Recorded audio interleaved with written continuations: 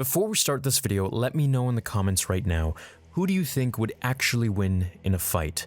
1 vs 1, Vader vs Maul. Both alive and both in their prime. Keep in mind, Vader was limited. He wasn't as powerful as Anakin Skywalker's prime. Let me know your answers below. Leading to today's video, one of the most discussed duels that fans have speculated about since The Phantom Menace is who would win, Vader or Maul, if they were to ever meet. And we almost got an answer to that in Rebels, as Dave Filoni was going to pit them together, and that's how Maul was supposed to die, by Vader's hand. However, he dropped it as he felt it would take away from the moment between Vader and his former Padawan, Ahsoka. However, in Legends, the two Sith did indeed meet and cross blades, and that's the comic that I'm going to be sharing with you today. We open the page on Kalikar 6, a volcanic outer rim moon that may remind you of Mustafar, but it's a completely different planet. Once controlled by the Sith, where 3 mysterious cloaked figures watch as an Imperial Lambda shuttle touches down next to the only structure on the inhospitable world,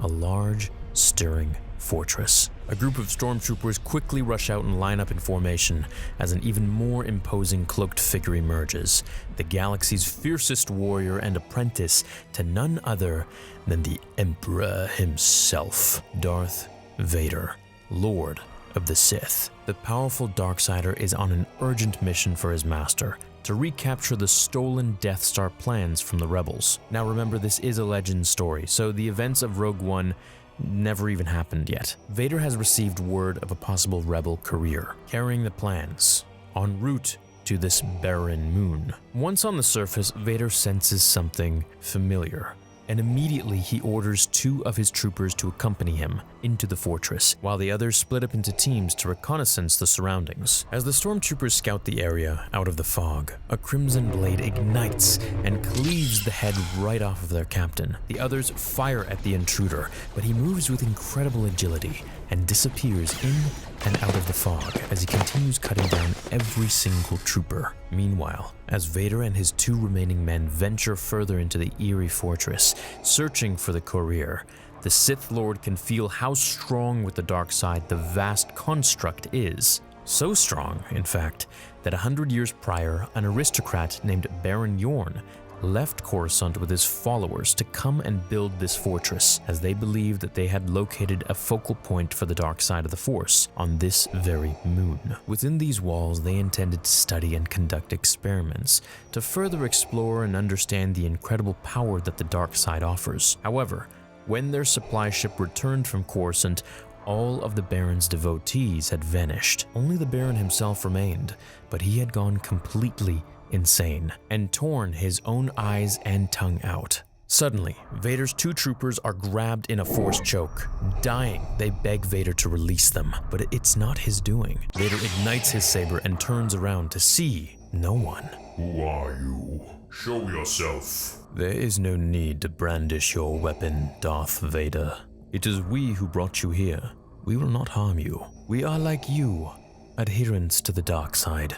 The plans stolen by the rebels are not here. A ruse to lure me. Yes, a ruse. As Vader asks what happened to his stormtroopers, they reply that they were unnecessary, as the rest of those troops who accompanied him have been destroyed. Their interest solely lies with the Dark Lord. We have given ourselves over to the dark side. We have pieced together the secrets of the Sith. We deem you an unworthy apprentice for the Master because of who you once were, Anakin Skywalker. Anakin Skywalker is no more. We have long taken an interest in you, Lord Vader. Too much of the Jedi remains within you, a spark of light yet to be extinguished, as they tell Vader that he's not of the bloodline of Bane and that he is not fit to serve the Emperor. He is extremely insulted and ignites his blade. When out of the darkness appears Darth Maul, blocking Darth Vader's blade with his own.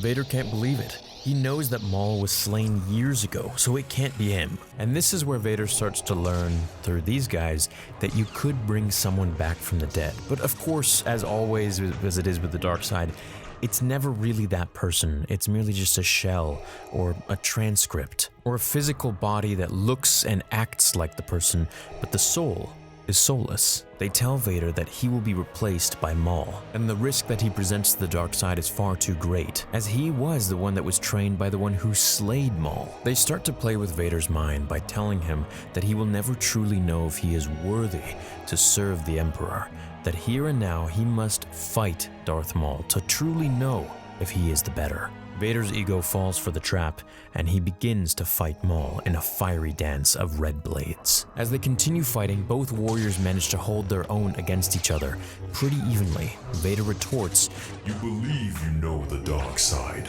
This is what the dark side can do."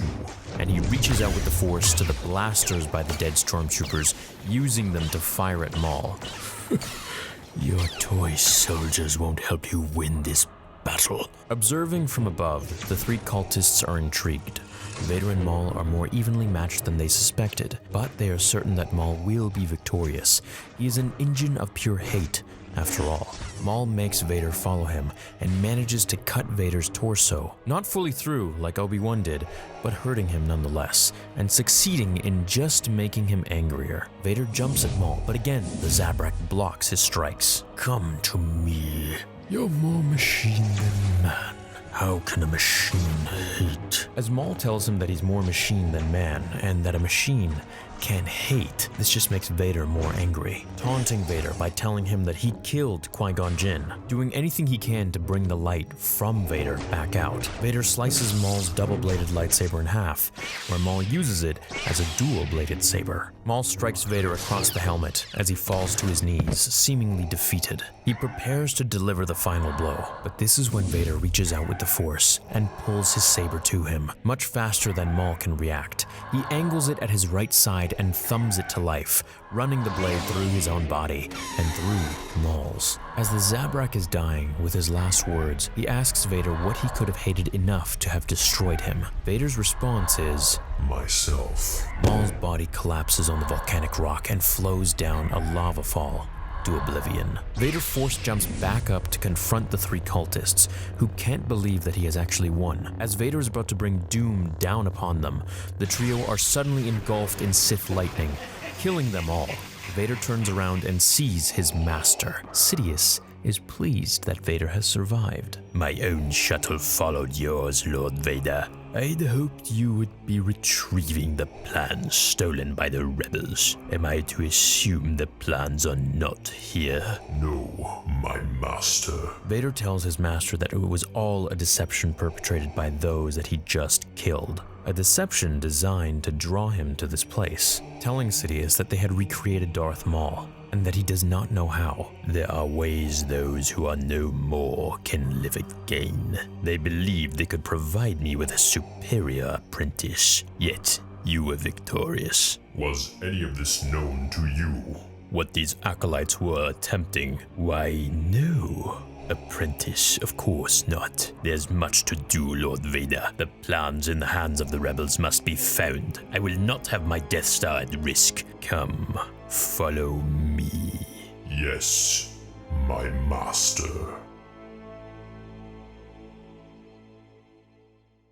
So what did you guys think? I wonder if they're going to use something like this maybe someday, where we could get a Star Wars What If show. Kind of like what they're doing with Marvel, but now just with Star Wars. I think it would be probably one of the coolest shows that they could make. Imagine Anakin fighting Mace Windu, or Maul fighting Vader, or Qui-Gon Jinn raising Anakin Skywalker and having survived. Now, the ability to bring back a mold of whoever you want is kind of in the same vein as manipulating midi-chlorians to create life, in a sense. Do you think they could kind of use this sort of lore to bring back other characters later on in the stories, maybe in Mandalorian Season 3 or 4? Or perhaps if they go beyond the sequels, they can do something like this to bring people back from the dead. I'm not really a big fan of bringing people back from the dead anymore, or going into the world between worlds or anything like that, but it is interesting and it does make you think of the different possibilities of things that we could get. Now, here's another question. Do you think in canon, Vader and Maul are this evenly matched? Now, on Malachor 5, Maul did say that he wasn't a match for Vader. Could that mean that even though we didn't get to see their duel,